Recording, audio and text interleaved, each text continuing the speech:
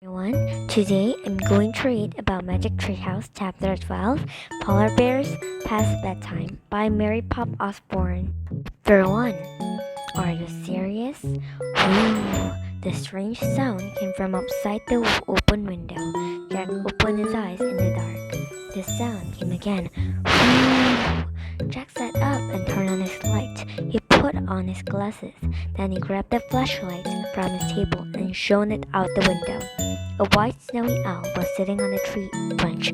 Whoa, the owl said again. Its large eyes looked right into Jack. What does he want? Jack wondered. Is he a son like the rabbit and the gazelle?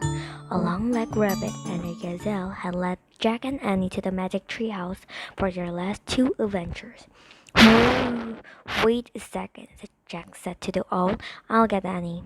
Jack's sister Annie always seemed to know what bird and animal were saying. Jack jumped out of bed and hurried to Annie's room. She was sound asleep. Jack shook her and she stirred. What? She said. Come to my room, whispered Jack. I think Morgan sent another sign. In a split second, Annie was out of bed. She hurried with Jack to his room. Jack led her to the window. The snowy owl was still there. Whoo, the owl said. Then he raised his white wings and took off into the night. He wants us to go to the wood, said Annie. That's what I thought, said Jack. Meet you downstairs after we get dressed. No, no, he says go now, right now, said Annie. We'll have to wear our pajamas. I have to put on my sneakers, said Jack. Okay, I'll put on mine too. Meet you downstairs, said Annie. Jack pulled on his knicker. He drew a notebook into his backpack. Then he grabbed his flashlight and tiptoed downstairs. Annie was waiting at the front door. They only slipped outside together. The night air was warm. Moths danced around the porch light. I feel weird, said Jack. I'm going back right now. She jumped off the porch and headed across the dark yard. Jack groaned. How did Annie know exactly what the owl said? He wondered. Still, he didn't want to be left behind, as so he took after her. The moon led their way as they ran down the street. When they entered the Frog Creek wood, Jack turned on his flashlight. The beam of light showed shadows and swing branches. Annie sat between the trees. They stayed close together. Whoo! Jack jumped in fear. It's just a white owl, said Annie. He's somewhere nearby. The woods are creepy, said Jack. Yeah, said Annie. In the dark, it doesn't even feel like our wood. Suddenly, the owl flapped near them. Yikes, said Annie. Jack shone his flashlight on the white bird as it rose into the sky. The owl landed on the tree branch right next to the magic tree house. And there was Morgan Le Fay, the enchantress librarian. Her long white hair gleamed in the beam of Jack's flashlight. Hello, Morgan called softly in a soothing voice. Climb up. Jack used his flashlight to find the rope ladder. Then he and Annie climbed up into the treehouse. Morgan was holding 3 scrolls. Each one held the answer to an ancient riddle that Jack and Annie had already solved. You have journeyed to the ocean, the Wild West, and Africa to find the answers to these 3 riddles. Said Morgan, ready for another journey? Yes, said Jack and Annie together. Morgan pulled a 4th scroll from the fold of a rope. She handed it to Annie. After we solve this riddle, will we become master librarians? Asked Annie, and help you gather books through time and space? Said Jack. Almost, said Morgan. Before Jack could ask what she meant, Morgan pulled out a book and gave it to me.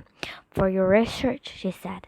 Jack and Annie looked at the book title, Adventure in the Arctic. Oh, wow, the Arctic, said Annie. The Arctic, said Jack. He turned to Morgan. Are you serious? Indeed, I'm serious, she said. And you must hurry. I wish we could go there, said Annie, pointing at the cover. Wait a minute. We'll freeze to death, said Jack. Fear not, said Morgan. I am sending someone to meet you. The wind started to blow. Meet us? Who? Said Jack. Woo, said the snowy owl. Before Morgan could answer, the treehouse started to spin. It spun faster and faster. Then everything was still, absolutely still. The two howling. The air was crisp and cold. Jack and Annie shivered. They looked out the window at the dark gray sky. The treehouse was on the ground. There were no trees and no houses, only an endless field of ice and snow. Morgan and the owl were were gone. Read the title, said Annie, her teeth chattering.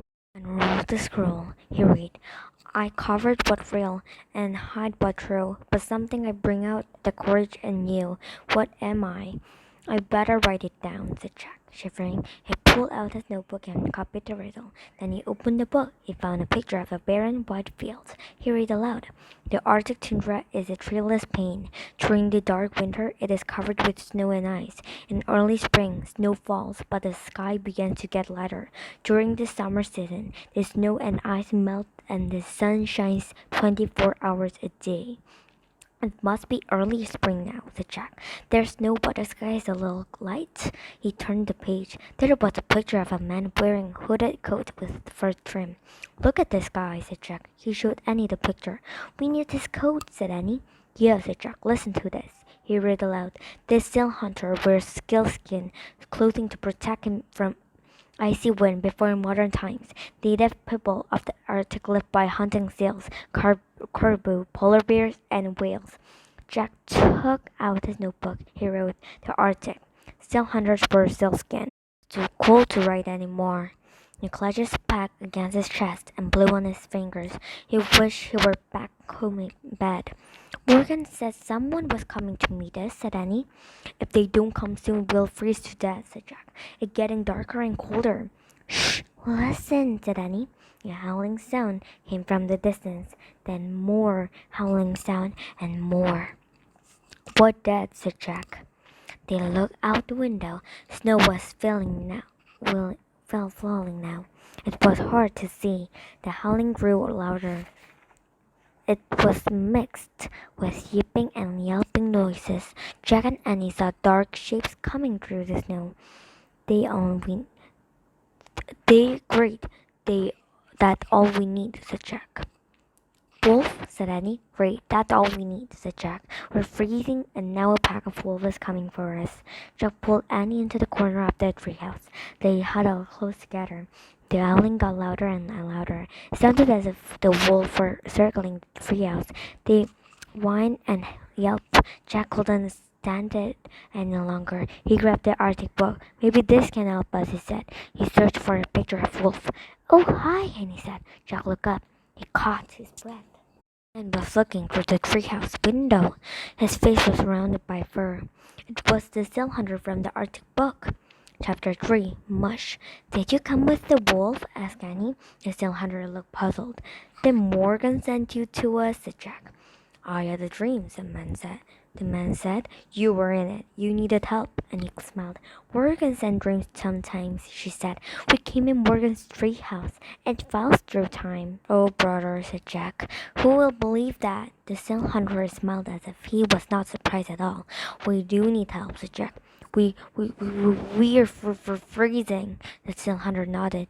Then he left the window. He returned a moment later with two small parkas like his own.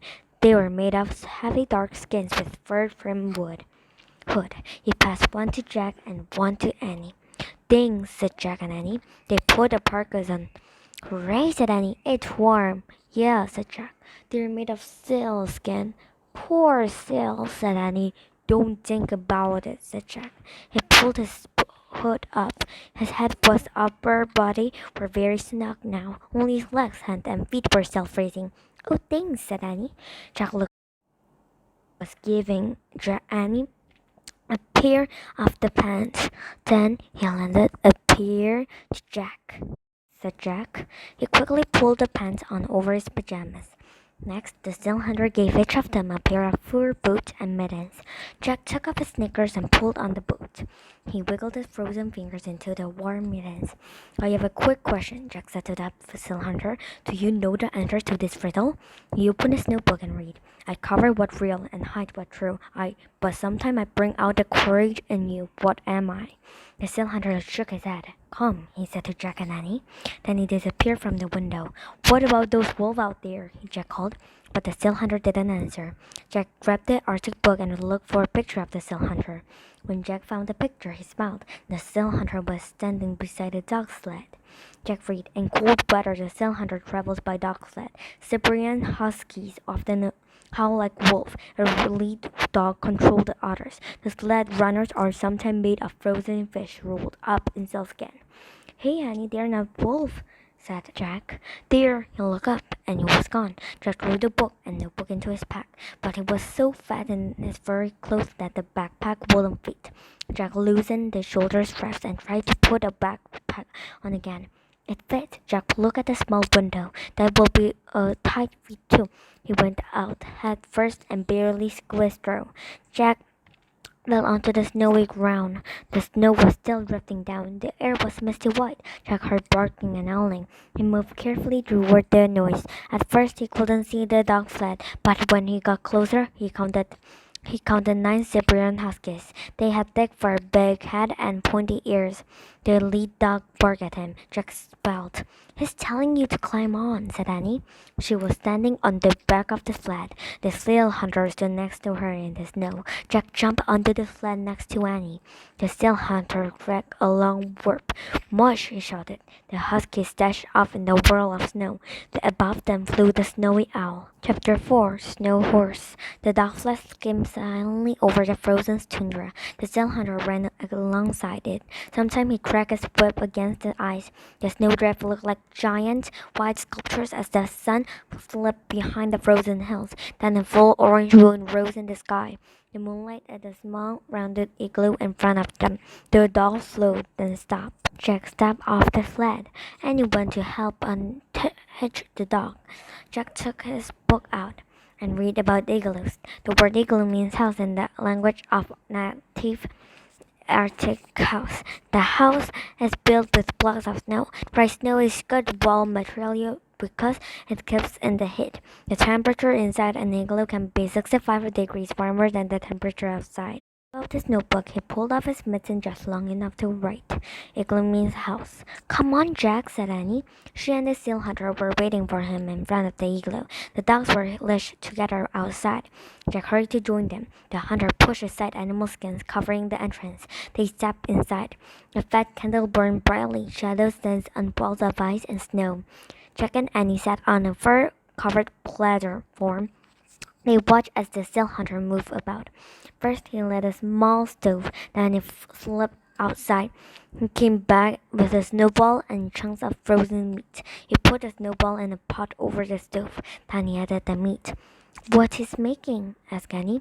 Jack pulled out his notebook and found a picture of the hunter cooking. He and Annie read the words silently.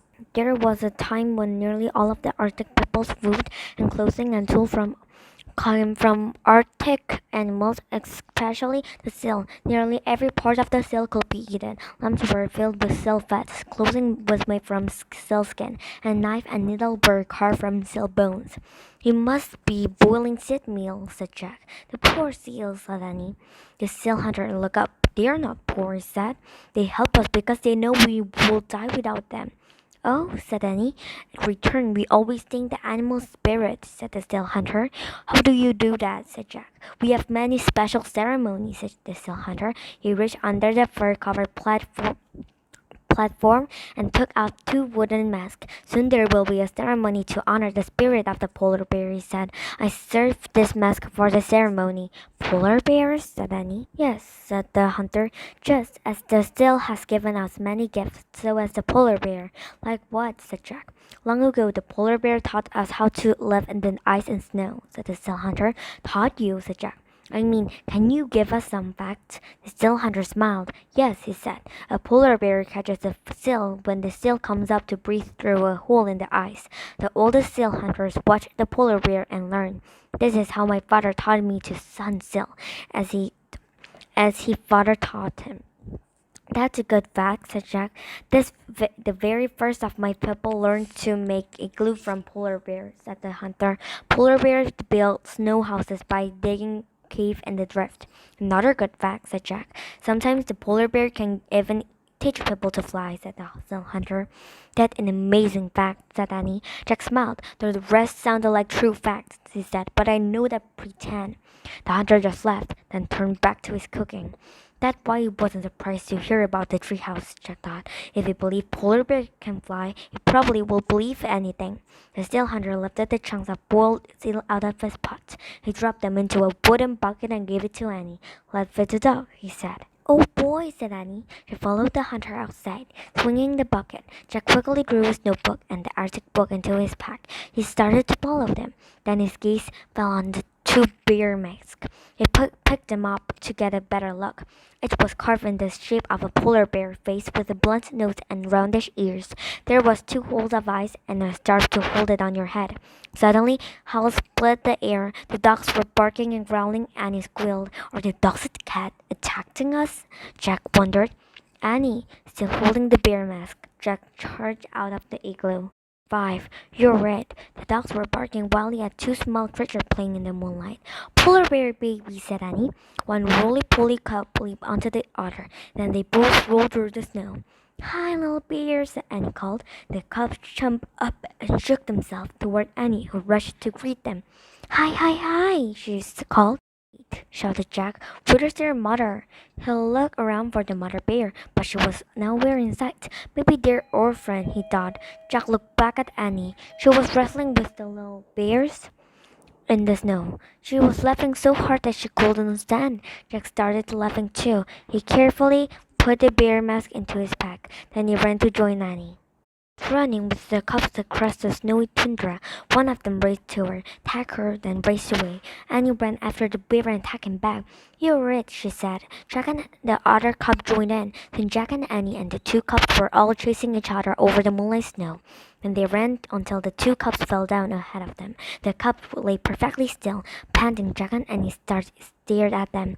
Are they hurt? Annie wondered out loud. Jack and Annie ran to the cubs. Then just as they leaned down to see if they were all right, the cubs jumped up. They pushed Jack and Annie over. They scampered away. They were pretending, said Jack. He laughed. Jack and Annie charged after the cubs. They ran over the white tundra until they came to the frozen sea. Jack looked around. We're pretty far from the igloo. I don't hear the huskies anymore, he said. Maybe we shall go back. In a minute, said Annie. Look! The bear cubs had scooted up a snowbank. They were on their backs, sliding down the bank onto the ice-covered sea. Jack and Annie laughed. It likes sledding, said Annie. Let's try it. Hey, said Jack, but then we have to go back. Jack followed Annie up the snowbank.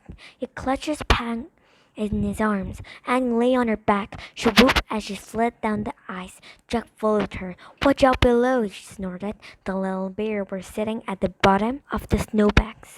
One gently whacked Jack in the face with her furry paw. Then she lay down. I'm tired too, said Annie. Yeah, said Jack. Let's rest for just a minute. Jack and Annie looked up at the orange moon as they lay beside the cubs. All they could hear was the wind and the soft breathing of the cubs. That was fun, said Annie. It was, said Jack. But we'd better head back to the igloo. The seal hunter probably looking for us. Plus, we have to solve the riddle. Jack rolled out into the side and tried to stand and crack. Uh-oh, he said. He went back down onto his knees. I think we're on thin ice. What do you mean? Said Annie. She started to stand. Another crack rang out. Uh-oh, she said. She carefully lay back down. The polar bear cubs moved closer to Jack and Annie. They made a little crying sound. Jack wanted to cry too, but he took a deep breath. Let's see what our book says, he said. He reached into his pack for the Arctic book. He took the mask out first and handed them to Annie. I took this from the igloo by mistake, he said. As he started to reach for his Arctic book, he heard the loudest crack of all. We're not even moving and the ice is cracking, said Annie. Just then there was a new sound, a low snorting sound. It came from the top of the snowbank, about 50 feet away. Jack looked up. Staring down at them was a giant polar bear. The polar bear mother, whispered Annie. 6. Flying bears. The cubs went louder. They want to go to her, but they're afraid of the ice, whispered Jack. Annie patted the cubs. Don't be afraid, she told them. You'll get back to your mother. The big polar bear growled. She paced back and forth, sniffing the air. Annie kept patting the two cubs and whispered to them. Jack looked in the book for anything that might help. Finally, he found something. Though a female polar bear can weigh as much as 750 pounds, she can walk on ice too thin to hold a person by balancing her weight and sliding her paws over the ice. Oh man, that's incredible, whispered Jack. He watched the mother polar bear walk down the snowbank. On large silent feet, she crept about at the edge of the frozen sea. She tried to step onto the ice, but each time she did it cracked, and she had to as to retreat, and at last she found a firm spot. Then the polar bear stretched out her forelegs and lay on the ice. Slowly she moved forward, pushing herself with her claws. Is she coming for her baby? Said Jack. Or is she coming to get us? I don't know, said Annie. Hey, let's put on the mask. What for? Said Jack. Maybe they'll protect us, said Annie. Maybe she think we're polar bears too. Oh, brother, said Jack. But Annie gave him a bear mask. He took off his glasses and slipped it on. Jack peered through the mask hole. It was hard to see the huge white bear slithing over the frozen sea. He squinted. That helped the polar bear look at her cups and let out a deep moan. The two little bears carefully went to their mother. She licked the cup and touched her nose against each of theirs. Then they crawled onto her back. They're safe now, said Jack. Even if the mother breaks through the ice, she can swim with them to the shore. I just wish we couldn't leave us behind, said Annie. The mother bear slowly turned her body around. Then she pushed off it with her hind leg. With her cups on her back, she began sliding away. Let's try moving like her, Annie said. But we could break through and freeze to death, said Jack. If we just stay here, we'll freeze too, said Annie. Remember the seal hunter said, it's people I learned from the polar bears. Jack took a deep breath. Okay, he said, let's try it.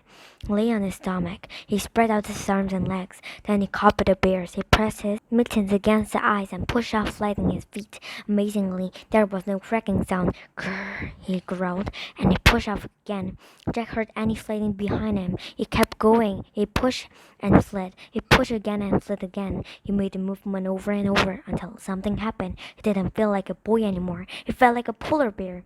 Then Jack felt something even stranger. He felt like a flying polar bear. Jack rolled along as if its arms and legs were giant wings, and the moonlight seas eyes were a glassy sky.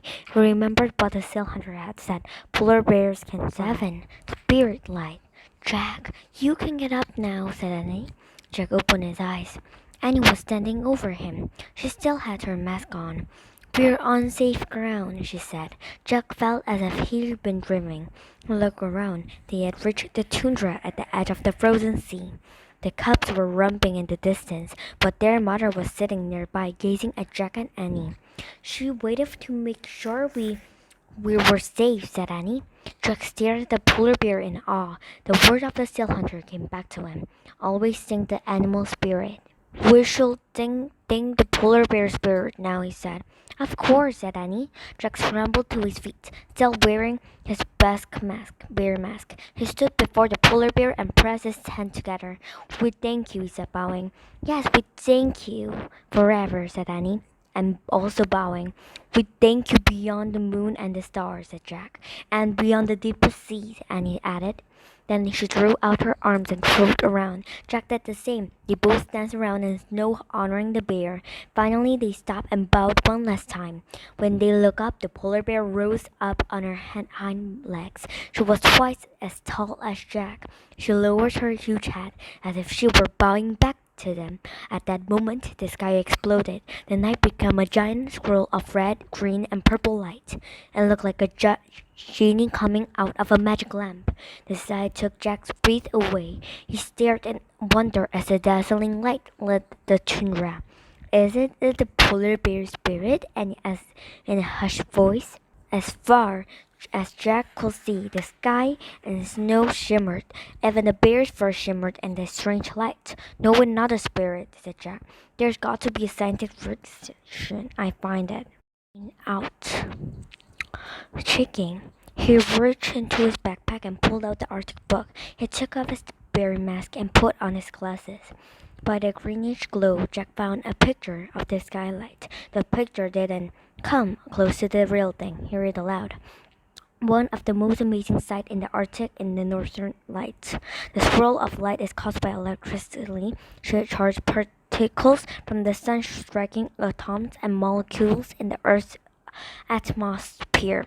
See, there's a scientist person, said Jack, and not a spirit. Then suddenly all the dancing light was gone, as if someone had blown out the candle. The magic had ended. Chapter 8. Riddle solved. Now only the moon shone on the snow.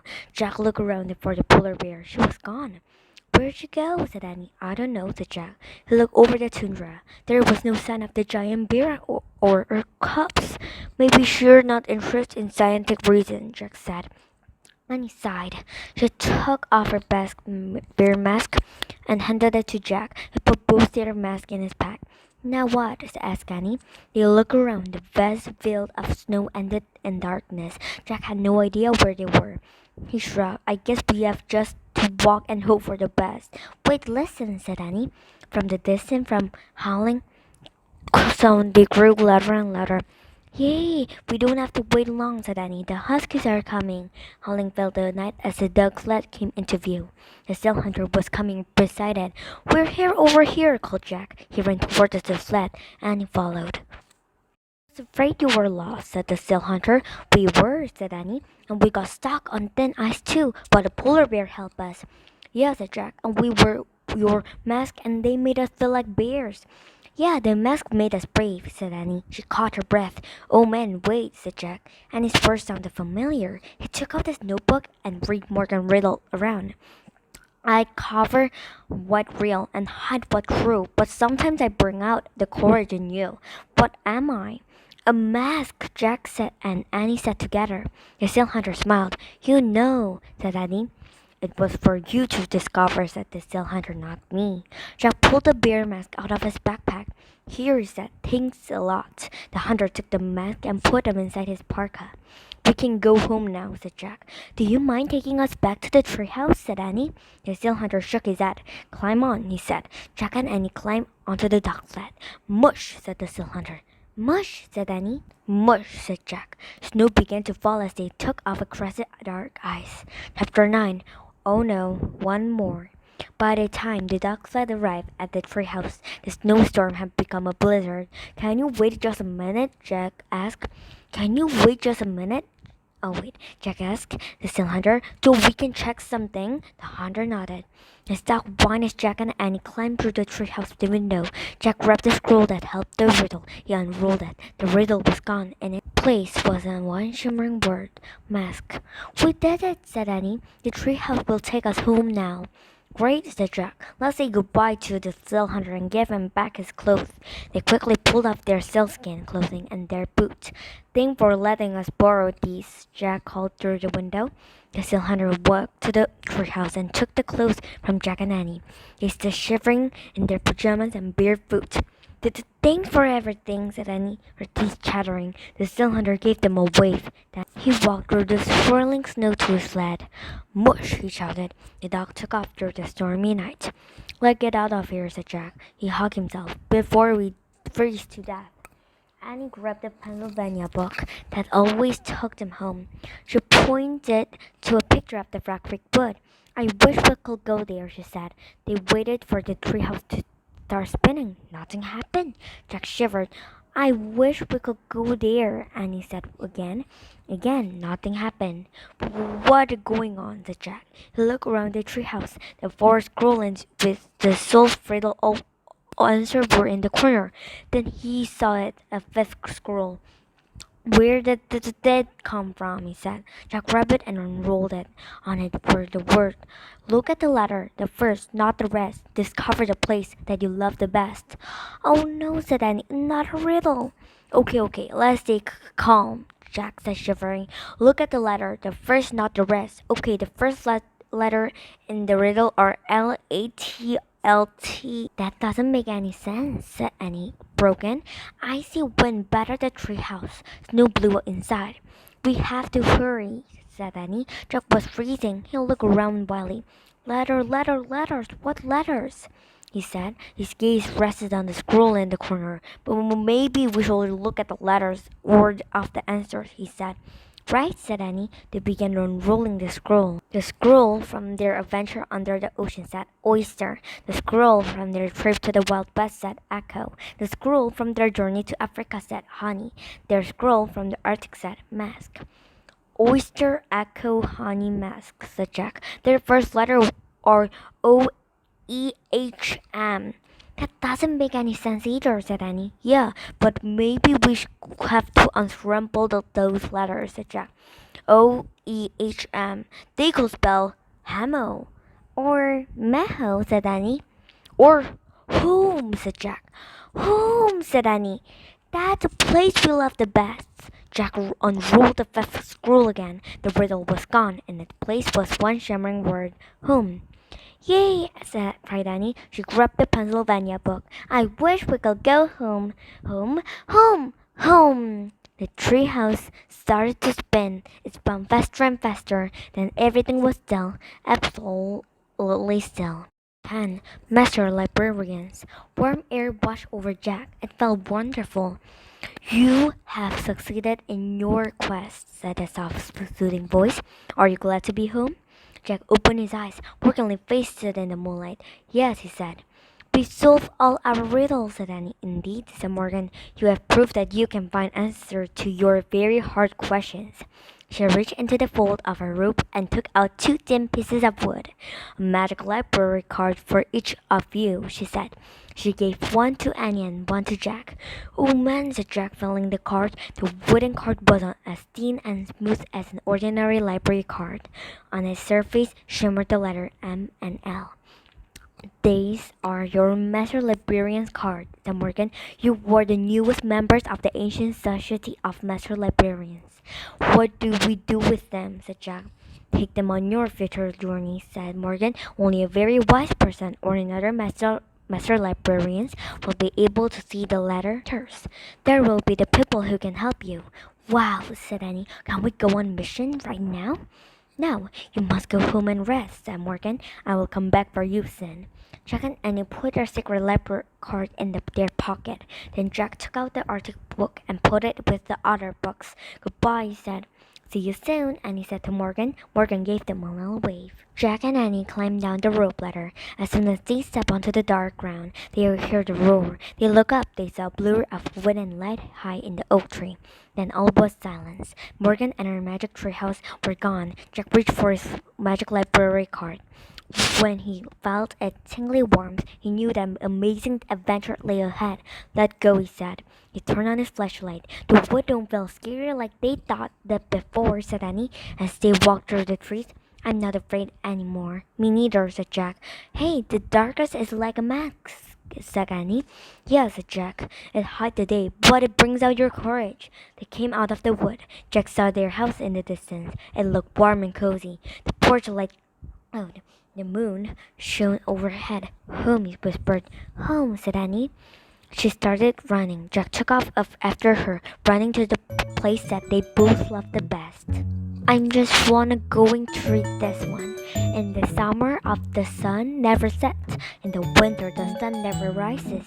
Seal hunters wear sealskin. Siberian huskies pull dog sled. Igloo means house.